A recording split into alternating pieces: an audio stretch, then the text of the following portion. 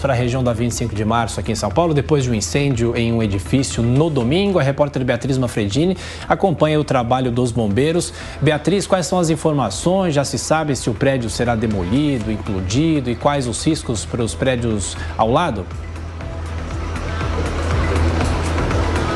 Olha, o prédio principal onde o incêndio começou, né, Tiago, tem o risco de colapso e aí, por isso, outros prédios foram interditados. São 9 prédios interditados no total por risco de serem atingidos, né? A gente vai entender melhor a situação de agora com o capitão do Corpo de Bombeiros, Maicon Cristo, que nos atende agora pela manhã. Capitão, qual que é a situação? O senhor estava me explicando que é muito difícil de apagar o fogo aqui porque tem material ali que incendeia de forma muito fácil no meio desse prédio, né? Explica um pouquinho pra gente, por favor.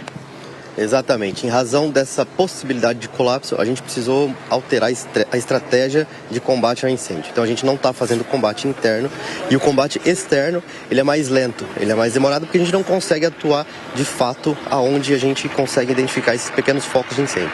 A gente tem um prédio que tem ainda uma carga de incêndio, a gente tem coisas lá dentro a serem queimadas para ficar entendível. E enquanto existir essa carga de incêndio e essa alta temperatura, nosso combate externo ele é mais lento do que o combate externo, por isso que a gente não consegue também precisar um término para essa ocorrência. Então a gente não pode falar em rescaldo ainda, a gente fala em fogo controlado, mas esses focos vão surgindo. A gente tem um incêndio controlado, não tem risco desse incêndio se propagar para as edificações vizinhas, mas a gente ainda tem um incêndio no interior do prédio, que a gente está fazendo combate neste momento da parte externa da edificação.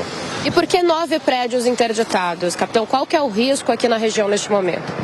O risco do colapso do prédio que está em chamas, que ainda tem fogo lá dentro, é de colapsar. E quando ele colapsar, se ele colapsar, a gente não sabe precisar como ele vai se comportar.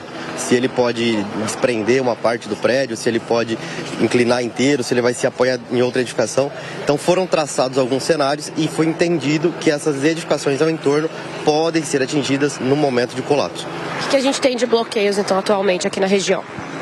A gente está com as ruas ao entorno desse incêndio interditadas para garantir a segurança de quem frequenta, de quem mora, de quem passa pela essa região, e essas 9 edificações interditadas para que ninguém acesse, para a gente também controlar o risco de um possível colapso.